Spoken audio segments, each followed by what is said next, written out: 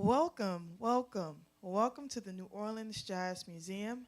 On the behalf of New Orleans Jazz National Historical Park, we're so grateful for this partnership with the New Orleans Jazz Museum to share our mission and to share these lovely programs. The mission of the New Orleans Jazz National Historical Park is to instill a public appreciation for New Orleans jazz music, culture, the musicians and people, and we do so by having programs that educate you, enlighten you, and hopefully entertain you. On Thursdays, we have our Talking Jazz with Fred Kasten, and each program we invite special guest artists to share their expertise and their artistry. And we are kicking off Women's History Month with a wonderful, amazing artist. I had the pleasure of speaking with her before we start the show, and she is just a wonderful being, amazing personality, and I'm having a great time already. Had the pleasure of sitting in the rehearsal, and I just know you're going to be blown away and in for a treat. So help me welcome Miss Helen Gillet.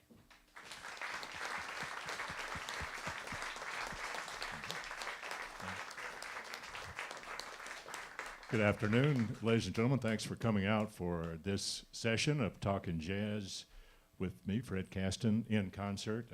We are indeed privileged to have with us today three of the most accomplished, adventurous, and multifaceted musicians in the Crescent City, led by a woman who not only embodies those attributes, but also has a fine measure of grace and charm, coordination, and as we'll witness, dexterity, the wonderful Helen Gillet. Thank you so much. And the Helen Gillet Trio, ladies and gentlemen, over here on the drums and cymbals, this is Mr. Doug Garrison. Our woodwind section, all by himself on the saxophones and flute, Rex Gregory. And at the cello and the loop station and vocals, Helen Gillet. Ladies and gentlemen, the Helen Gillet Trio, take it away.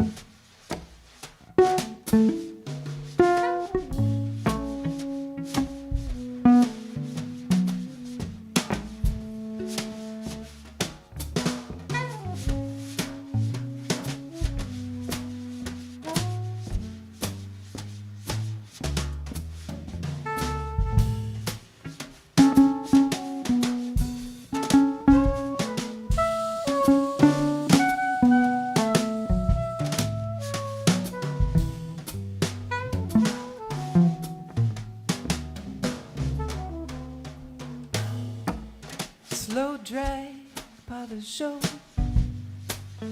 Find me a barrel, build me a cello. 'Cause I've been dragging this good heart around. The grit and the ego and the noise of this town. Slow drag by the shore. Find me a barrel, build me a cello.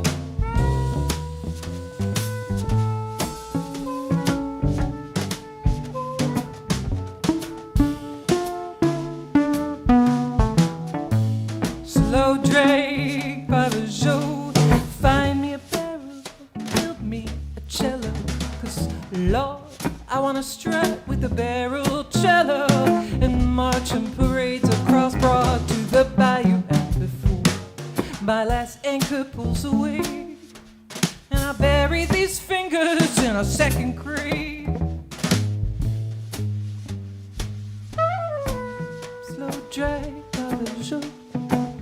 Find me a barrel, build me a cello.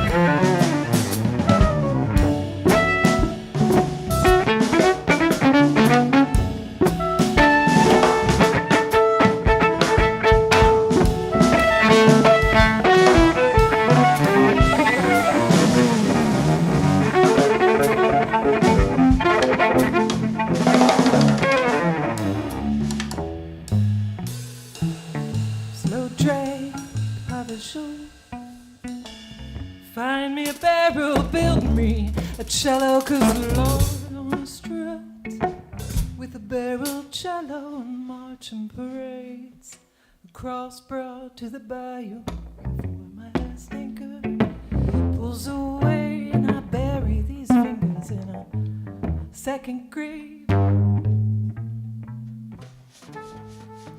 Slow drag Baba show. Find me a cello, find me a cello, find me a cello, now build my own.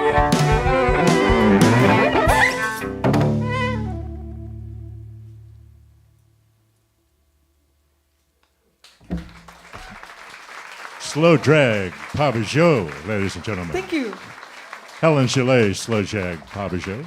That's Doug Garrison again at the drums and cymbals.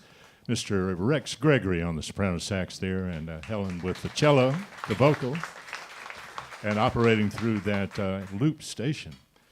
Helen, you bring as international a perspective to music as anyone I know.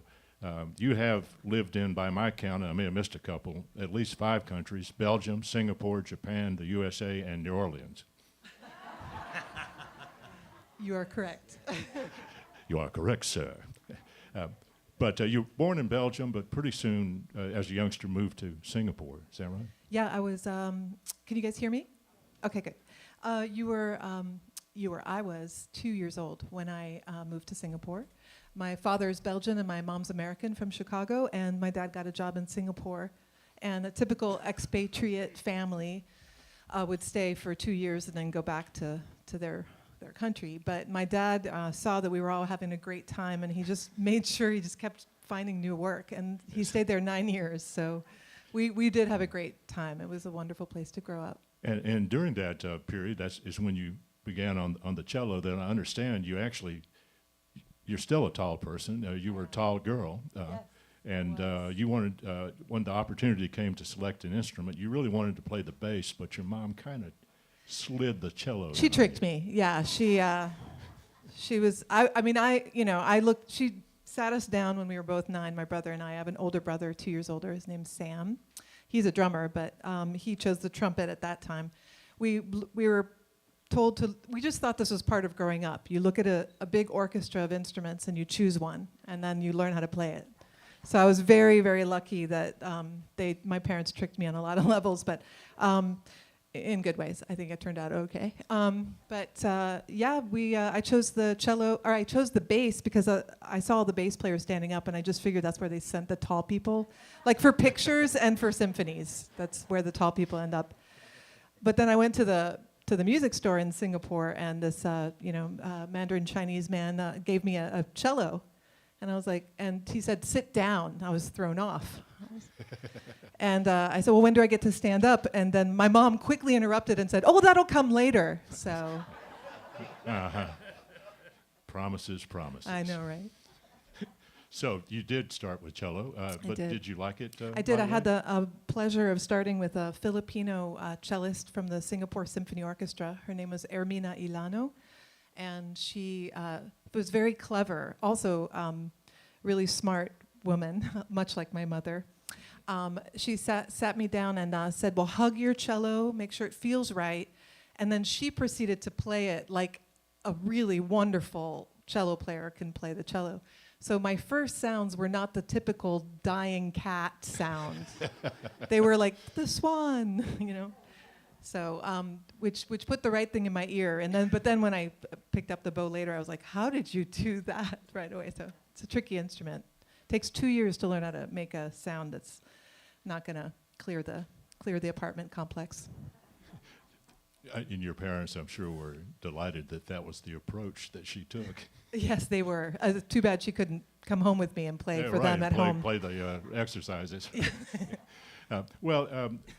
That was so smart of her to have you just sort of get acquainted with the instrument. Yeah, I think it got me physically acquainted with it, and I think like most things, if you're gonna try to internalize any kind of muscle memory sport or a musical instrument, it's nice to approach it, with an awareness of how your body feels while you're playing it. And I think that I'm just stereotyping here, but that tends to be an Asian approach to learning an instrument. Or learning martial arts, or just physically being aware of yourself while you're doing something. Right. It's important to be able to for longevity too. I hope to continue playing the cello until my dying day. Were you also in school orchestras, or just taking private lessons? Private lessons, and then I went on. We moved back to Belgium, and then we moved to Chicago. And throughout that time, I'd continued private lessons. And then when we moved back to Chicago, I had a wonderful symphony orchestra program in high school in Libertyville, Illinois, with Frank Listina at the helm. He was an incredible mentor to me, and we competed all around Illinois, state competitions with our symphony orchestra. And with a chamber ensemble, I got into a statewide competition where I got to work with a wonderful Romanian viola player on the Shostakovich 8 string quartet. That's a mouthful. And he was a wonderful coach, and that quartet is incredibly beautiful. It has like bomb sirens worked into the. Shostakovich is an incredible composer, very deep and beautiful programmatic music. And I got really deep into classical music. I took it all the way to a classical master's degree on the cello that I got here in New Orleans at Loyola. And then, but I also moved here. I moved here continuing my classical chops, but knowing that I was going to end up in jazz. I just wanted a few more years of technical training before switching hats. Well, one of the people that you met as you pursued your bachelor's degree of music at Benoit. Beloit, yeah, Wisconsin. It would say Benoit, but Oh yeah, Beloit. It's the sound of a pebble in a toilet bowl. That's what we used to say. but anyway, Benoit College was you met through some people there, the cellist Nancy Lesh. I did meet Nancy Lesh. She was in Madison, Wisconsin at the time. It was actually the cello sectional. A big shout out to the semi-professional orchestra, the Beloit Janesville Symphony that I was in. The cello section kind of could see that I was looking for something else, and they introduced me to her. And the first lesson, I was 19, and she taught me how to listen to music without a page, dictating what I was supposed to play. So I owe her a debt of gratitude, because once she sang North Indian music to me, and she played it on the cello. She's a very unique cello player in the world, that she transcribed the male vocal style of singing Hindustani vocal music. That's from northern India. It's much more spiritual than the rhythmic music from southern India.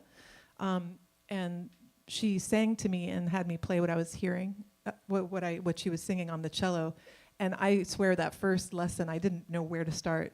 I was literally going up and down the fingerboard like, is this the note? I was so, I could play Shostakovich and I won concerto competitions, but like as far as my ears were just like, they had no idea what they were doing yet. So yeah, that's what Herbie Hancock told me. What got him interested in jazz was he was a classical pianist as a prodigy in Chicago. He even played with the Chicago Symphony, a Mozart concerto when he was 14 right? or something like that.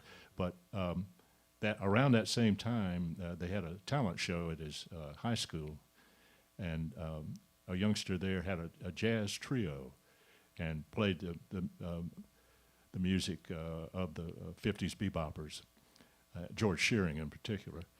And Herbie said, now, that got me interested because there was someone on my instrument. He said, I considered my instrument. I was pretty good. Yeah, and, modestly, he was pretty good.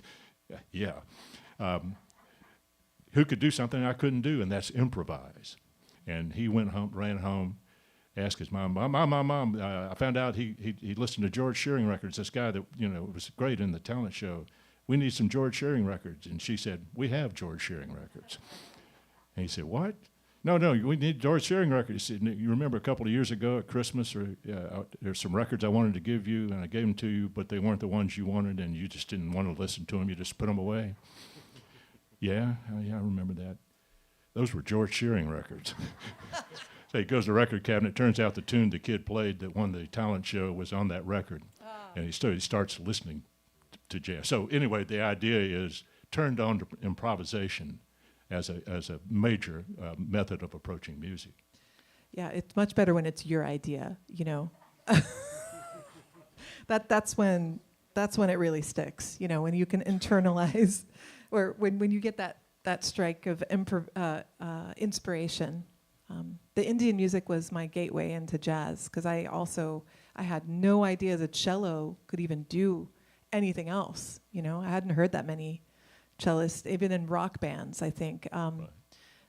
So I was new to it all, and then I went to the Chicago Jazz Mart, and I went in and I said, can you point me to the jazz cello section? And they kind of laughed, and they're like, well, no, but because there isn't one. It's like our other instrument category in the Offbeat, magazine. We don't have a cello section yet there. But he turned me on to Julius Hemphill Orchestra and Abdul Wadud, which he changed my life. The amazing cello player, very funky, heavy style of playing. And then Vincent Courtois, wonderful French jazz cello player who also has a very heavy hand. Turns out I got to play like a bass player eventually anyway, so I kind of won. Yeah. Well, as you begin listening to Ms. Lesh sort of take you through the ragas and learn something of the improvisational techniques she employs there, or that are part of that tradition. Did you begin to try to apply that to other types of music you were playing? Definitely. I was thinking when I moved to New Orleans, like, I'm learning jazz. I was in a tango band, and there was some room for improv there. But I was saying earlier, my learning curve of how to amplify the cello and how to improvise were well suited, well matched, so that when I first started improvising, I didn't know how to amplify, so you couldn't hear me in any band, especially in New Orleans, like brass and drums, and I was like sawing away, and people, and I was a feminist girl, you know, so like people were like, you looked great, but I couldn't hear you, and I was like, damn it. But you know, I learned, it was probably good actually, because then I learned how to do it better, and then when I could actually do something respectable, I think you could actually hear me. When did you encounter Ernst Reisager? Oh yeah, Ernst Reisager, Dutch jazz cello player. He played with the ICP Orchestra in Holland, which is a jazz orchestra that has that European sense of humor in avant-garde jazz, which is a thing that I realized I was well suited for as a Belgian woman, because Belgians are surrealists. You know, the Smurfs are from Belgium. There's a lot. We like to tell stories. My whole childhood was like maybe true or not, according to my dad. He just made things up all the time. Anyway, but it felt right. It felt at home. And I met him he was the gateway into that whole world for me.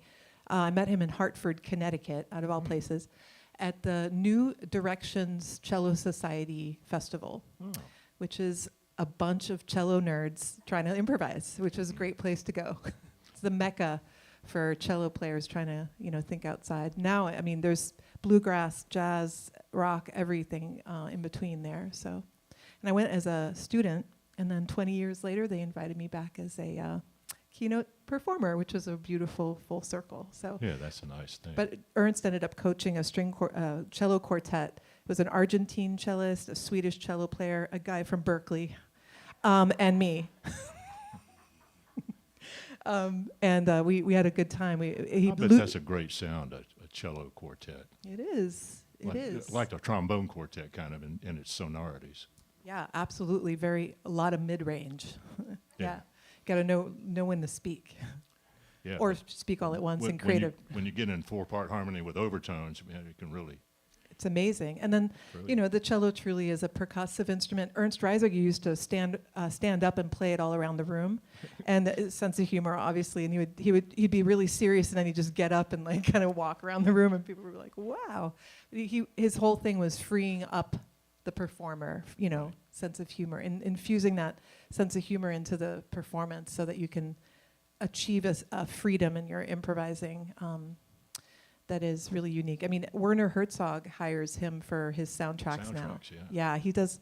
He had a recent pandemic-inspired moment where he worked with a harmonium, and it really inspired me. He continues to do really great work. So, sitting here where we are, that just reminded me of the great story about Louis Moreau Gottschalk, who once loaded a harmonium on a hot air balloon and launched it from Esplanade Avenue, floated over the French Quarter playing the harmonium. Oh my God, really? And landed over in what is No now way. the American sector. I'm glad nobody shot down the balloon. Oh, thank goodness Yeah. that balloon survived. Yeah. And the harmonium, too. Yeah, oh, good. Oh. Well, I want to talk to you some about what drew you to New Orleans in our next segment, but first, let's have some more music. I should say that last tune was called Slow Drag Pavageau, and it was inspired by a real human being who was a bass player. It was good segue there, Fred.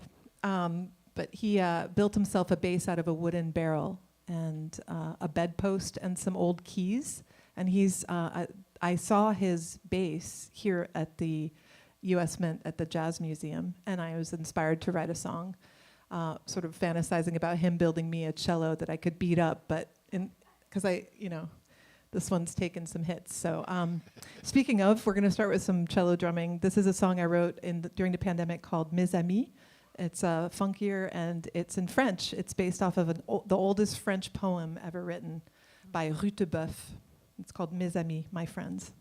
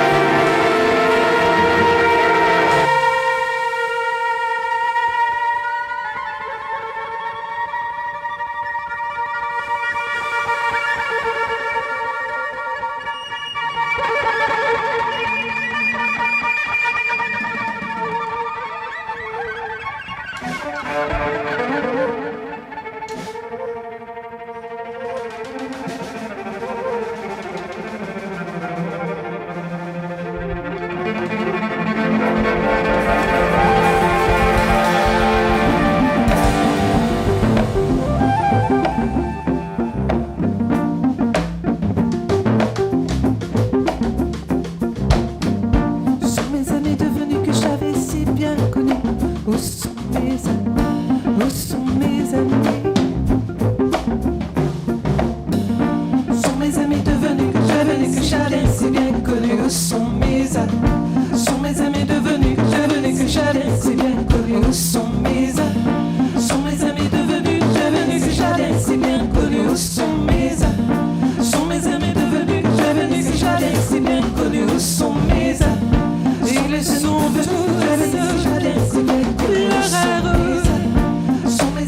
sont tous Chadin si bien connus.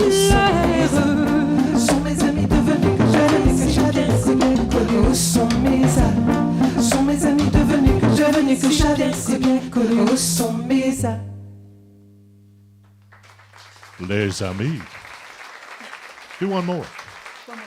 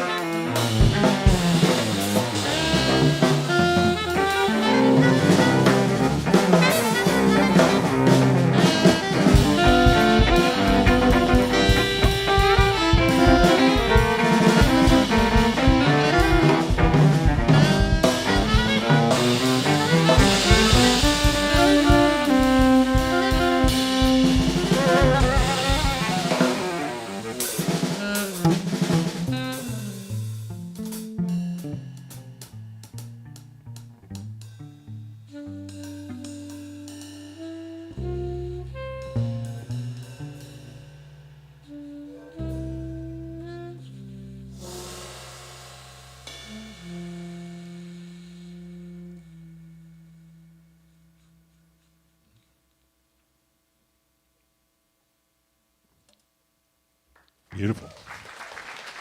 Helen, what's the title of that one? What's the title of that one? That last one was RPDD by Ornette Coleman. Yeah. So, yeah, a little nod to jazz since it's jazz with Fred Kasten here. Yeah, that's right. Throw a little jazz in. Why not play Little some Ornette. jazz? Yeah, yeah. The first one I told you was I like to call it the medieval plague jam, but nobody else likes to call it that, so I just stick with the French name, Mes Amis. I was kidding. MPJ, that's right. Thank you, Well, Rex. We know a little more about that plague thing now than we. That's right. That's why. That's what. Seriously, I have no plan for my life. I follow my every little whim, which is a lovely way to be. I can't believe I'm still alive. But I during the pandemic, I did live streaming every Monday night. It was a nod to a weekly show I had at Bacchanal for 7 years every Oh, right. Monday. I thought, so my survival instinct was like, well, start live streaming on Mondays. People will associate you with Mondays. So it worked for a little while.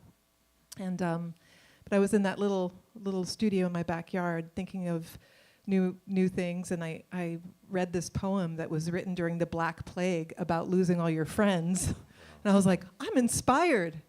So Well, you talked earlier about seeing the homemade bass of slow Babajo, drag, yeah. and that inspired. You took that somewhere later as a tune, and is that typically something out of your life that you see that leads to a composition? You mean that kind of inspiration, that Yeah. kind of just, yeah. You know, if you have something that kind of lingers after you are inspired by it, then time to do something with that. Do you keep any kind of catalog? Or I do, and it's a big old mess, but it's everywhere from a lot of voice memo recordings on my phones, and back in the day of those little Sony handheld recorders, kept those around. So every now and then I'll get an artist residency or something, or self-impose one, and I'll collect all of the devices and bring them in a suitcase, and then I open them all up, daunted, and just trying to, and I just listen to all these ideas, and then a couple will pop out, and something will happen. Well, and probably between the time you generated them and the time you turn your attention to them, they've been cooking a little bit in there. Yes, and I'm a completely different person. It's like that was like a year ago. It's like a jazz band getting together after being apart for 6 months or something. A lot of conversation to be had with the idea or the other players. Absolutely. It's good to try to stay in the moment and not force something, because then the most beautiful things can pop out, Yeah. Well, you graduated from Beloit in 2000 with a degree in music and anthropology. That's right. Yeah. Not as diverse a pursuits, I think, as one might think on just hearing it, because they seem aimed in a lot just at the humanity of us. Yes. Oh, the humanity. Oh, the stinking humanity. Well, Beloit College was known for its anthropology department. And I knew I was going to just pick up a cello degree, whether I tried or not, because I was playing so much anyway. I was so interested in it, and and they encouraged a double major, and so I was drawn to their beautiful anthropology department, specializing in South American anthropology. I got really interested in cultural anthropology and the idea of pursuing ethnomusicology. It's a lot of ologies in there. But then I shadowed a graduate, class in ethnomusicology, and I realized that really what I wanted to do is just play. I wanted to internalize all of these different sounds of my childhood. I listened to, in Singapore has 4 official languages. Belgium has 2. So I was raised around a lot of people speaking different, having to communicate physically with eyes and food and hand gestures and Right. and also hearing music, from very contrasting music. In Singapore, there were the Chinese New Year bands that consisted of mainly cymbals clashing together. and it was amazing. Uh-huh. And then Belgian bands are, well, they're really dorky, and there's a lot of electronic music too in Belgium. But anyway, I feel like I put all that together, I think Well, I lost your it. folks were musical, right? Your mom Yeah, and dad my mother both? played the clarinet and piano, and my father played the piano and the baritone horn. His favorite was the Pink Panther theme. If you can picture that on a miniature tuba, that was my growing up with my dad. Yeah. And the French chansons were a big part of your upbringing at some point, and your interest. That's right. I grew up. My parents loved French chansons. My mother loved French, and she studied French, and then met my dad. Taught him English. Their first date was at a Greek restaurant in Chicago, and my dad didn't speak much English at all, even though he got a full ride scholarship in math. That didn't help his English. So my mother was offering to translate the menu, and my dad was very proud. And so he's like, no, it's okay, and but he didn't understand anything. So he was listening to this waitress, and she was like talking to another table behind them, and the guy was like, I'll have a doggy bag, please. So then my dad, when it came time for him to order, he's like, I will have a strawberry milkshake and a doggy bag, please. So, anyway, somehow my mom married him, but we were born of that union. But yeah, the French was very interesting to her, and so when she was already collecting, music of Edith Piaf and sort of the big hits of French chansons, and then they started listening to Jacques Brel. So I grew up listening to a lot of Jacques Brel, the Belgian-born, but famous in France singer, very theatrical and emotive singer, very paints a beautiful picture of Belgium, actually, through his music. Mm-hmm. And so I listened to a lot of that, a lot of Georges Brassens, who was from southern France. And so when I started singing and playing, I went to the music that felt good in my ear. Because I was in the practice rooms playing classical music and then listening to French chansons and Prince and the Beatles. It didn't dawn on me to become like a Beatles cover band or something. So I was like, I think I'll have more. Plus, I wanted to keep the French going in my American life. So I started trying to sing and play cello at the same time, and singing in French. And that was right after Hurricane Katrina. So. Oh my, yeah, it's Yeah. a benchmark for so many people. Yeah, you lose your band, you got to figure something out. Yeah, something going to happen. Well, you after you finished school, there was a little period before you actually moved here. What were you doing in those years? I was a drummer in a girl punk band. And I was coaching the cello sectional of the Madison Symphony Youth Orchestra. I co-founded a string orchestra in Janesville, Wisconsin. Oh. And I took care of 3 mentally disabled adults. And those were my 2 years after college before I moved here. In Wisconsin? In then. Wisconsin, just trying to figure it out and saving money. What finally triggered the move here? Wisconsin. It's happened so many times, ladies and gentlemen. No, I really wanted to learn jazz, and I was going to Fred Anderson's club in Chicago to listen. They had a great Sunday night jam session, and I didn't see any cellos yet on that stage, but I saw a sitar, and I was like, oh, Indian music, sitar, jazz, okay, I could do this, Okay. But I was so intimidated by the Chicago scene. I just felt like there weren't that many women, and I didn't see any cellos, so I was like, how am I going to bust into this? I felt like everybody was just really, really good. And not to say that when I came to New Orleans, I didn't think people were good. I did think people were great, but they had a more like if you were crazy enough to get up on stage, they'd welcome you up there. Mm-hmm. And I had the gumption, just not the talent yet. So I thought New Orleans would be a better gateway city for me to learn jazz. And I'm happy to say I now can go to Chicago and feel like, Okay. I feel all right now, yeah. And Loyola, you enrolled. Did you move here first not thinking about going to school, and then No, I'm a child of two intellectuals, so I was like the way that I will move here is by getting a scholarship Sure. to get a master's degree. So I applied to Loyola, and I got a full ride scholarship here, and I saved up 3 months worth of living expenses. And I remember specifically thinking, if I'm going to pursue music performance full time, I should not take another job, because then that'll be really good motivation, like food, you know. yeah. And it worked. I was dirt poor for 3 years, but I definitely was motivated to go out and gig. Kept you driving towards the Yeah, goal. like 3 gigs every day on the weekends, and just kept going. So Well, you find, I think you alluded to this, that if you come to New Orleans, I think with an open heart and an open mind, that the community here will embrace you if they believe you're sincere in what you're trying to do. that's so beautifully said. I agree. Yeah. So you found that to be the situation with the music community. Yeah. Also, it helped that there were no other cellists on the scene. Yeah. And Like, do you want a competition cello was- in your band? I'm not great, but I'll be your cello player.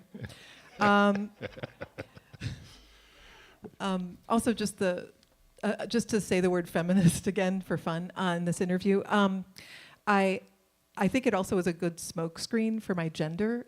Just a quick sidebar on gender here. But I felt like there weren't very many women doing instrumental jazz at the time. It's changed quite a bit, but Yeah. I've got 20 years in New Orleans I'm celebrating. Yeah. It's pretty good.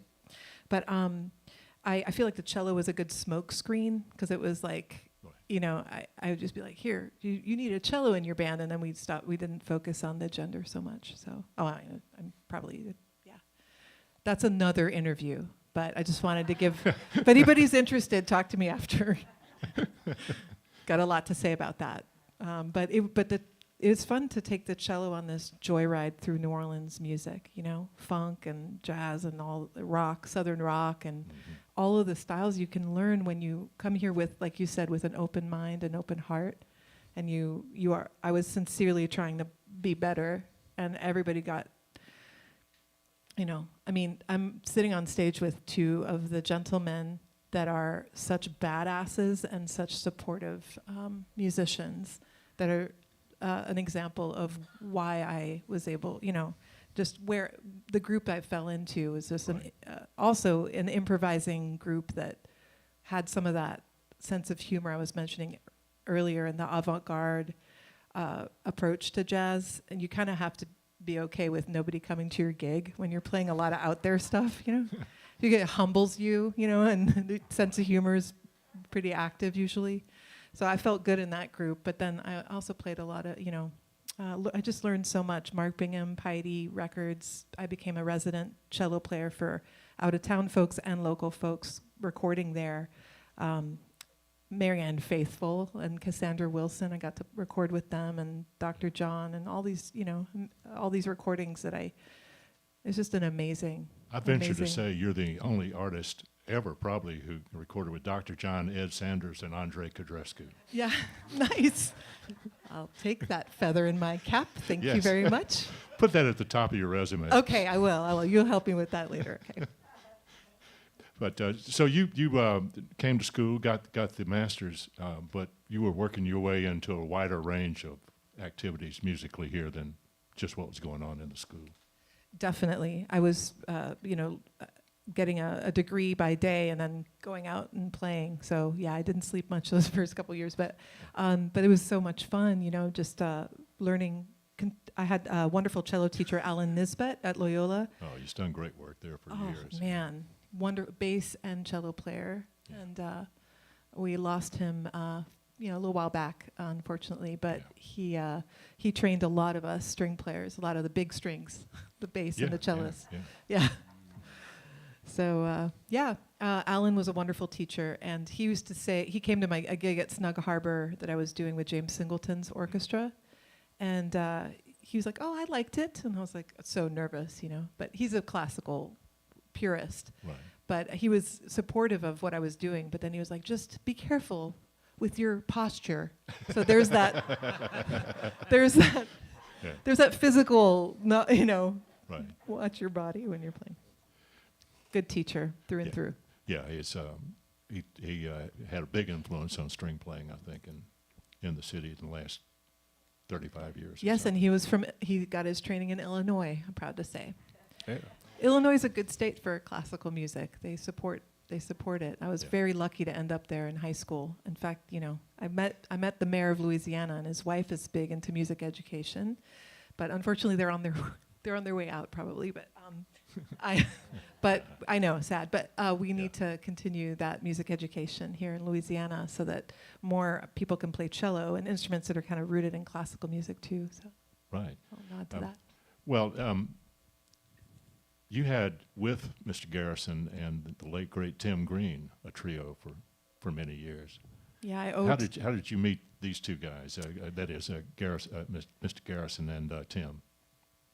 I don't remember the exact moment that Doug and I met, but it was probably through that more, well, I don't know. We might have been on a Shotzi recording or something like that at Piety Studios, local singer-songwriter. Doug is, if you don't know, Doug lifts everybody's band here in New Orleans. He's the most versatile, amazing Memphisonian transplant we've got. If I can help it. But I don't remember how we met. Maybe through James Singleton? I'm thinking maybe at the Three Ring Circus or something. They used to have some interesting. That was a programs gallery there. over in Central City. Yeah, on CL10 or Clio Street. Oh, yeah, CL10 Day, right. We do the muses a little differently here. Good old CL10. She was a beaut. Melpomene, terpsichore, and CL10. Yeah, so we met through the, I think, more creative music, improvised music kind of scene, Well, experimental it seems to me stuff. that over the last 15 years or so, that scene has grown substantially. People are interested in just improvising and improvisational music from a composing point of view. Yeah, I always used to say, I mean, I've been accused of scaring the tourists with how out I get, but I mean, a lot of you are visiting, so I don't know how scared you are, but I mean, yeah, it's true.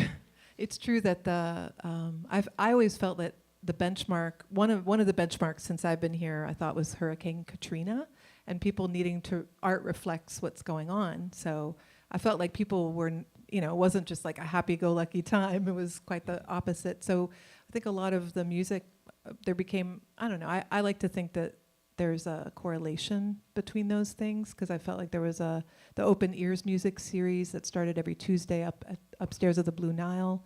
And then we have Scattered Jazz with Andy Durda. And then now there's this beautiful series that Rex is involved in, the Progression Music Series, that is really kicking butt right now, and a lot of new energy and a lot of young folks coming in and really great players. I mean, that's the thing, even Smokey Johnson, who was a neighbor of mine, played with Fats Domino for forever. He would come back to New Orleans and start and play some really kind of progressive jazz gigs. Yeah, Smokey was a fine composer as well as a great drummer.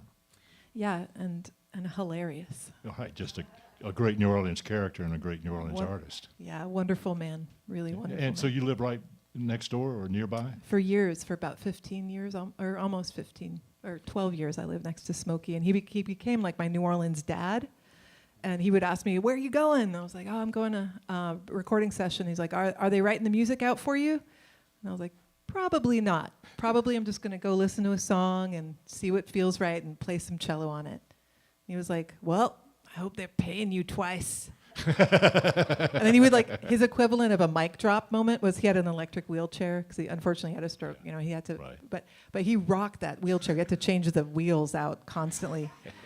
And he just zipped away really fast. He was like, "I hope they're paying you twice." And I remember driving to the recording session being like, maybe he's right. I should get paid more. But I mean, it helped my confidence. He would always be like, "Go get him, killer," like everything, and lay it on him. I'm like, I don't know how many people are coming. He's like, "That doesn't matter. Just play your heart out, Really great guy. Yeah, and that experience, I think, just echoes conversations that take place all over town between younger artists and older artists. It's just part of the life here. You know, there's a real dedication to passing it on. It's a big family, really. We're lucky to have the musicians clinic here too that takes care of our health. It's an incredibly unique facility in the U.S., that's for sure, in the world probably too. I mean, it's just, and yeah, the community takes care of each other, and you have got to learn somehow. Right. So, and that spirit of community is also what I think draws and keeps people in New Orleans. Certainly true for me. I feel like there's nothing like the warmth of the community, sitting out on a porch or talking to your neighbor, talking to people about the gigs. And there's so many musicians that live here, so it's big family. Yeah. Yeah, the artistic communities are, I'd say, are one of our larger populations. The creative community writ large. That's right. We're at large. Watch out. Watch out. There'll be billboards. Wild musicians present in Louisiana. Well, let's have, speaking of music and musicians, play some more. What you gonna lay on us next? I don't know. That's really improvisational, ladies and gentlemen.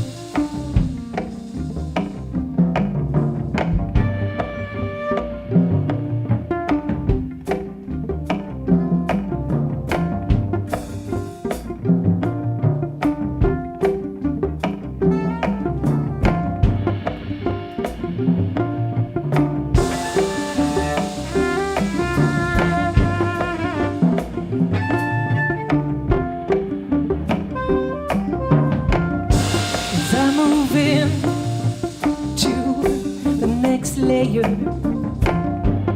I'm holding on to the last prayer, but I must shed this skin, this skirt, this skin you got used to, this skin crawling in.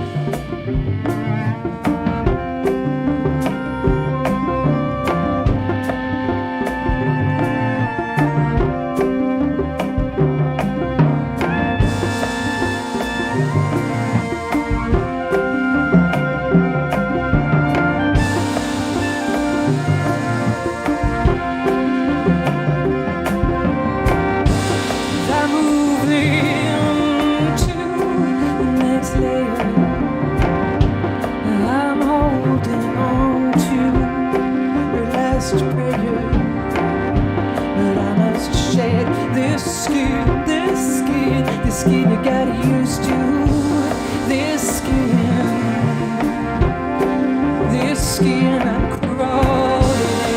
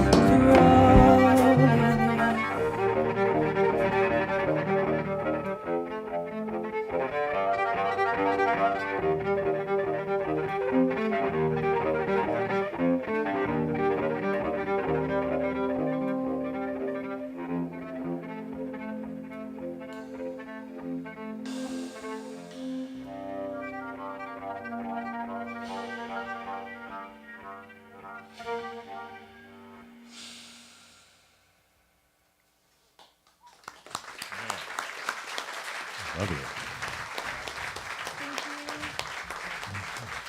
Thank you very much. Rex Gregory, Doug Garrison, Fred Kasten. Helen Gillet, ladies and gentlemen.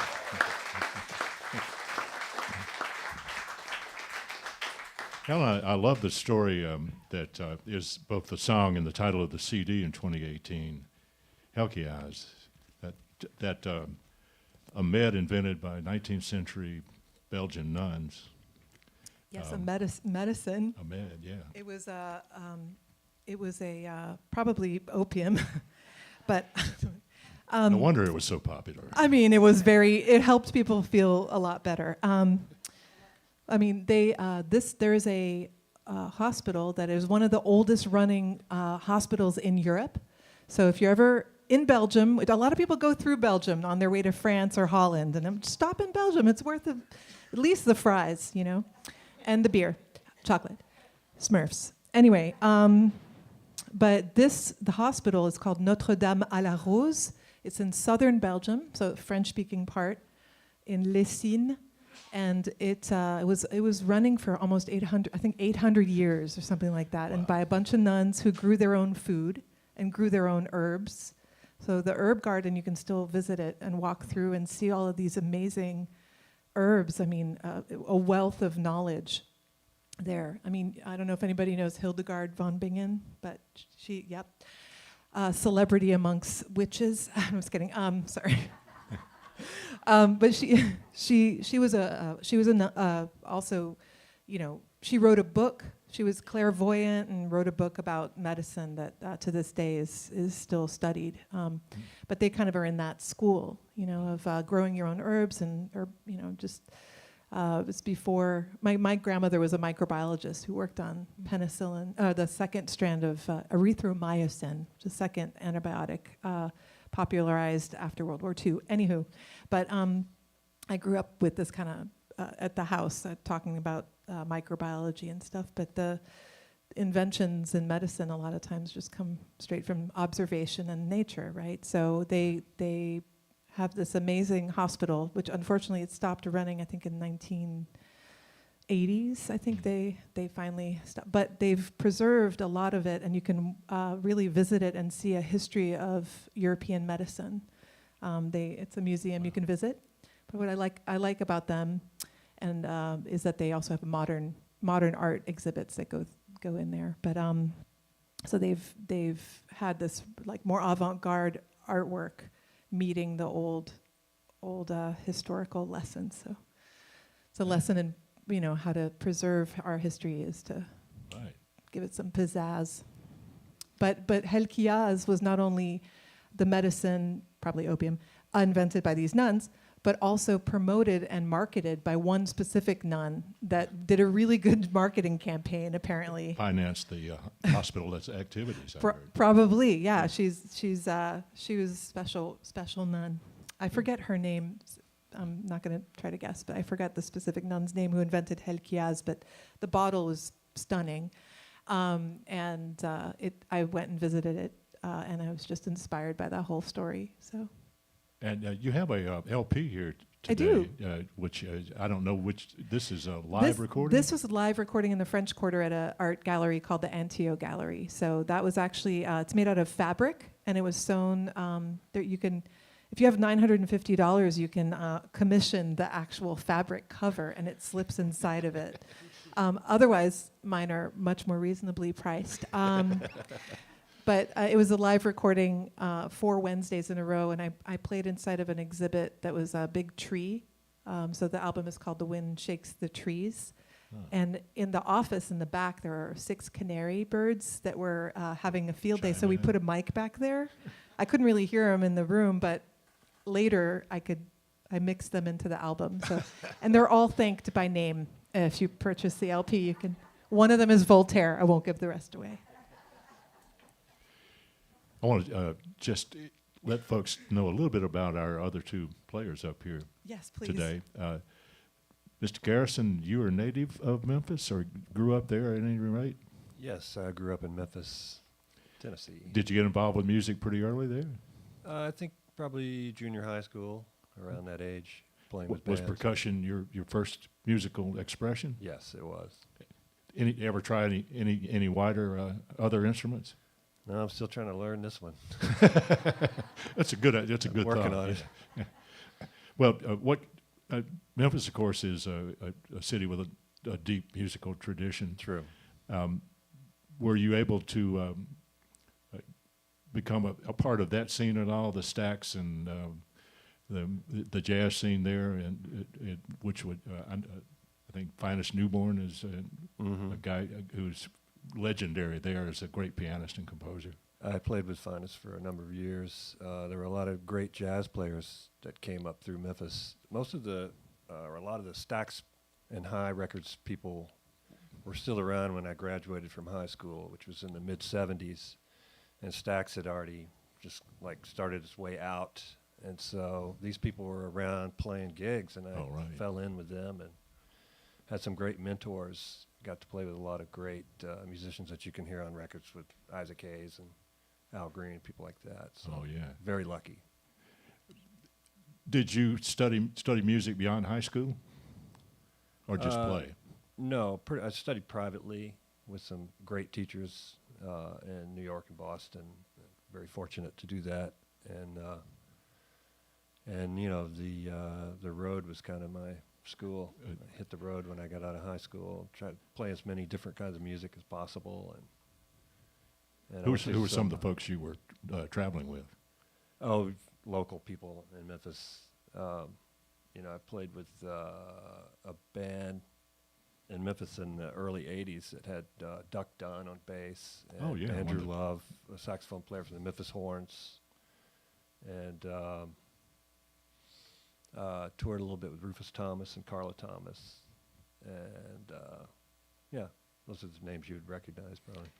And you played with Alex Chilton for Oh, and Alex a Chilton. good long time. Huh? 10 years, about 10 years. Yeah. In fact, Alex was living here in New Orleans when I was still in Memphis. It wasn't until I left Alex Chilton and went to a different band that I actually moved down here. Moved down here. Yeah. Well, that was '93. You moved here, 93, yeah. so you're a 30-year man now. That's right. Exactly. 20 years, 30 years. Yeah. You moved here, and what was that? The Iguanas gig? I auditioned for the Iguanas and got that gig, and we toured a lot in those days. We had a record contract, and yeah, Yeah. it was nice. Well, it's you have since expanded your interest to really get involved deeply in this kind of world that we've been talking about here, the improvisational music scene. Yeah, it's a great scene here.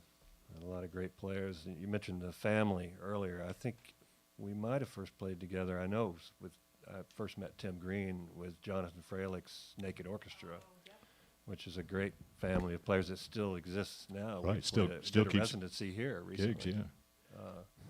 So I think that might be when we met, Helen. I remember I was so nervous when I asked Tim and Doug to be in that trio. Now that's the Naked Orchestra in name only, ladies and gentlemen. Right. Yeah. Yes. It's a gimmick. Just a way to get people there to the gig, and then they're like, wait a minute.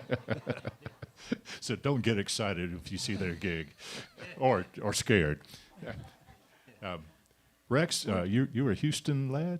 Yeah, I'm originally from Houston. Yeah, born and raised, but been here like Helen for 20 years. 20, and it was unfortunately 9/11 who kind of steered you away from New York to Thank God. New Orleans. Yeah, I mean it was a good thing for me. It was obviously not a good thing for. But you were thinking about going to music school, and it derailed my life, but in ultimately a good way. so instead of going to New York, you came to UNO. Yeah, that's right. Yeah, I went over there. Sorry, my mind is still on Naked Orchestra, and I remember there was a band that used to play in Houston. It was a band called Live Sex, and so the marquee would say "Live Sex tonight," and then it was just like a blues band, you know. Well, it used to be a They had a joint great on draw, you know. It's like a bassoon and Yeah. a trombone Yeah, duo. Exactly. used to be a joint on Bourbon Street with a sign out front that said "World Famous Sex Acts." There we They go. didn't mention they didn't occur there. Yeah, right. Anyway, sorry. Yeah, to go back to it, I went to UNO and you know, stayed past Katrina, went away for a year, came back. And, Of course, like Memphis and Houston is a town with a deep musical heritage yeah, as well. it actually is. Yeah, you wouldn't know it now, but there's a lot of great players that historically have come out. I mean, my family was kind of connected to like the older musicians a little bit. Like my grandfather was a dentist that worked on a lot of the musicians' teeth. He was also a trumpet player, band leader, but he went to go in the dentistry profession at some point. So he'd work on like, you know, Jimmy Ford's teeth or Arnett Cobb, I think, and Yeah, Arnett's so good. yeah, you know, just all those. There's a lot of bebop players too. So there was a lot of. Yeah, it's kind of buried there, and a lot of people now have left Houston that have grown up there, like all the newer regular school, myself included. Everybody kind of leaves Houston because Houston doesn't have a very good way of supporting its own music infrastructure. They're more interested in building strip malls and that kind of thing. So it's like all the old clubs like Rockefellers and stuff closed down. Gone now. And but there used to be a lot more funky, you know. Right. But I think just the waves and waves of corporate money that just kind of like cannibalized the city. You wouldn't see it now, but that's how Well, it is. in the old days, there's like Clifton Chenier would play there, very often, and It was Joe a little bit- Sample and the guys in Crusaders. Right, yeah, Joe Sample, another perfect example, yeah. And then Kirk Whalum too. It was actually, is he originally from Memphis? From Memphis, yeah. He also spent a lot of time. So he was kind of like he's like probably the one Memphis-Houston connection because he's, I think, kind of set up his second home in Houston at some point. And so he was going back and forth. And yeah, Joe Sample, the Crusaders. And a lot of guys like this drummer Sebastian Whitaker was a great drummer. Right. Sounded like Tane Watts or something. Like he was awesome. My teacher Dave Caceres, monster alto player. There was just like a lot of there's a lot of pollination happening for sure. And then just the black churches have produced a lot of incredible musicians. Great musicians, yeah. Guys like Robert Glasper and Kendrick Scott and just Eric Harlan. I mean, they all kind of grew up in the church a little bit, and so I mean, it's just like it's a big it was a big launching pad for a long time, you know, and it still is to some degree, but you know, every day it kind of shaves off a little bit, you know. Was saxophone your first instrument, or did you start elsewhere? Yeah, I started on alto. It was same thing. It was like pick up, you know, the like the petting zoo, and you know, picking it. What Choose looked your good? So it was, I think, you know, my folks that might have been wanting me to play trumpet because it's kind of more of a, in the family history at least, my dad started on trumpet, my grandfather was a trumpet player, band leader, but just kind of gravitated to, I don't know why, I just gravitated to saxophone. And so that's what I started on, and then, you know, people are like, oh, you play a bunch of instruments, but everything's kind of in the woodwind family, and you're kind of expected to double in those days. I don't know if it's so common anymore, but Texas has a very big band tradition. Like a lot of guys went through Woody Herman's band, all the UNT guys. They would jump on somebody's big band, you know, like a lot of guys played with either Maynard or Woody Herman, or just any big band that was still alive, you know, at that time. And so you were expected to double and triple, which means play flute, clarinet, and so that's kind of what got me into doing all that, you know. When had you had much experience with New Orleans before you came to UNO? Oh yeah, I went to Mardi Gras when I was like in third grade, something like that. I remember we brought king cakes back for the class. You know, that was fun. And so you got the baby and all that. But yeah, we went to Mardi Gras a couple times, and then just, you know, for the UNO audition the spring before I came in 2002. So yeah. Then we had in 2005. Yeah. Katrina. Yeah, that's right. Yeah, and you know, going back to what Helen was saying, I think, and what you were saying, Fred, when Katrina happened, there was a big void to fill after Katrina happened, and I think that's where a lot of the improvisatory scene started filling that gap, because there was a lack of musicians. People had been either still not back or just various, just kind of like a patchwork quilt of who was here, plus places and stayed to play, or whatever. Yeah, it was pretty. So a lot of like older scenes had gotten kind of scattered shotted, or you know what I mean.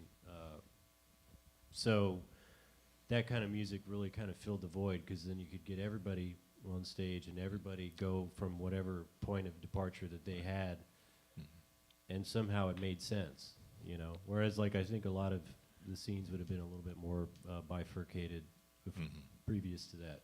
You know, they would have been Right. separate, you know. Yeah. You know, like for example, the modern jazz scene and was more of a unit, like more of a stalwart unit, you know. And they didn't really mix a whole lot with other scenes like trad jazz guys or free improv guys, maybe more with free improv guys. But then after Katrina, it was like everybody just kind of had to mix up, you know. It's like Yeah. We had no choice. who is here? Like, Yeah. just, who's in town? Oh, okay, well, we're a Get 'em band on now. stage, yeah. Yeah. And it was, even if it was, and we couldn't, so it really made for a lot of interesting experiments, but it was also just very incredibly cathartic in a way. Right. That was the thing that made it work, I think, you know. Yeah. So- And I think subsequently we've had an influx of a lot of really talented young players Oh, yeah. on the jazz scene here. Yeah, there have been. From Tallahassee alone, a slew of them have. Oh, yeah, come yeah. through the we're FSU West, program. We're West Florida now, I was thinking. Yes. No, that's terrible. But yeah, there's a lot of great musicians come out of there. A lot more, like the jazz scene or whatever is kind of becoming more cemented again. Well, it's Which great is to almost have. kind of unfortunate, man. You kind of want just a little bit more cross pollination again. But it's good for a lot of players also to have a stronger context in what they're doing. But yeah, it felt like for a long time you just had to let go of genre, which I thought that's what I loved about it. Yeah. Fertile time in Indeed. music, I think. Well, great to have you back after your sojourn to Seattle. Mm-hmm. Yeah. No, And good home. all of these folks here playing together. Some as a trio. You've got some solo gigs coming up. Your monthly at The Hotel Peter and Paul Yeah. Church. It's a Yeah. pleasure to create loops of cello in that giant church. It's just an amazing feeling. It's just this like beautiful place for it. And then I work with a projection artist who's been doing projections on the back wall. Oh, cool. And we've been having a really good time. That's on the 15th of March. Yeah, you're there in March, again in April on the 19th, and early in May That's between right. the 2 weekends of Jazz Fest. Yep, Those Wednesday. Are all Wednesdays. I think. Wednesdays, yeah. Got time, I think, for one more tune. So lay one good one on us.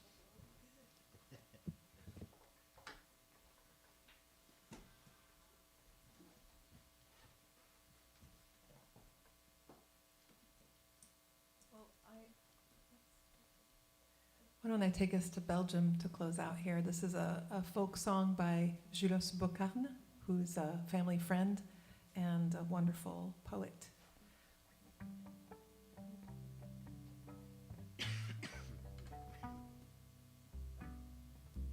We've never played this one together. Fun. Okay. This is La Brunante. Oh, yeah. We'll see where it goes.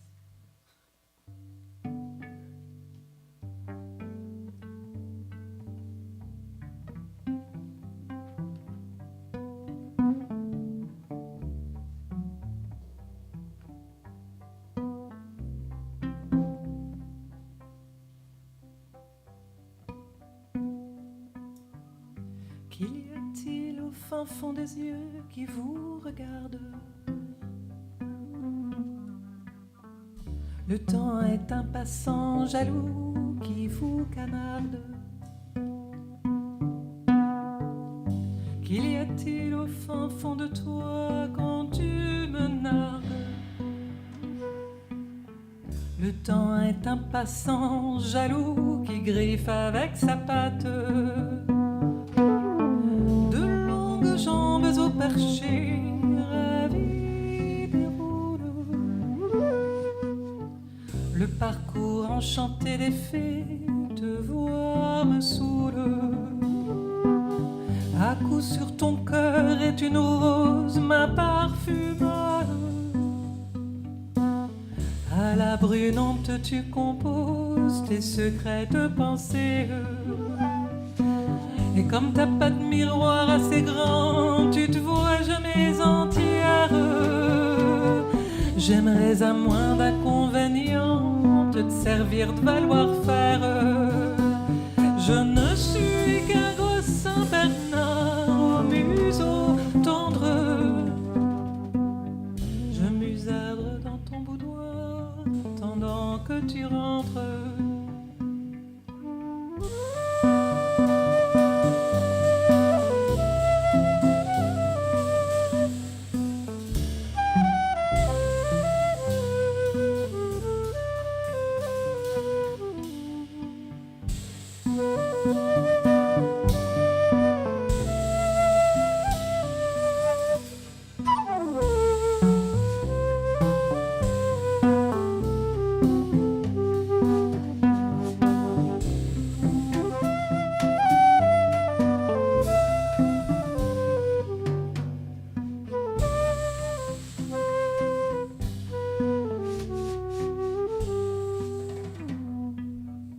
Coup sur ton cœur est une rose, ma parfumeur. À la brunante, tu composes tes secrètes pensées.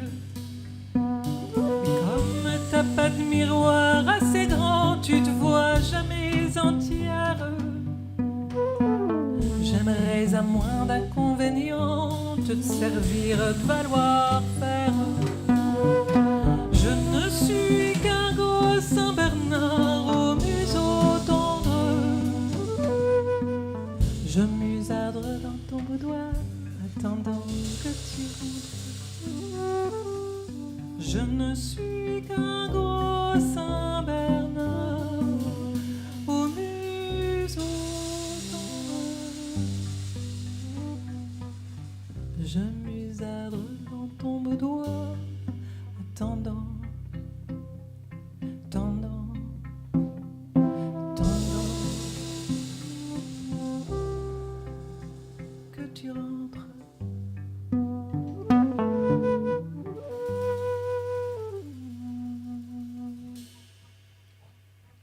Ooh, beautiful, beautiful.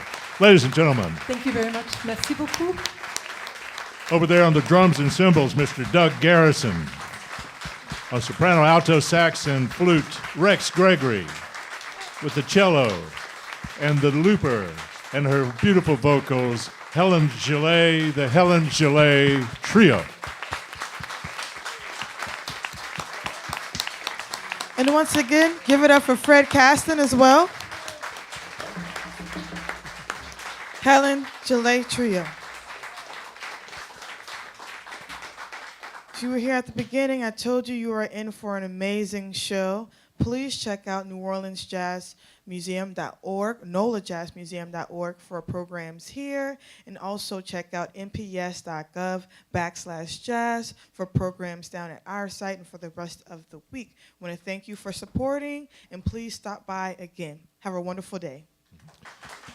Helen Gillet. And I'll mention quickly that our next Talkin' Jazz in concert will feature on 4 weeks from today, March 30th, the terrific vocalist and songwriter Gabrielle Cavassa. So I hope you can join us for that. And check out next week, Friday, Saturday, and Sunday, the 10th, 11th, and 12th, each day, the Danny Barker Banjo and Guitar Festival for 2023. Great music and great talk about one of New Orleans' finest artists in the 20th century, Mr. Danny Barker. Thanks for joining us today.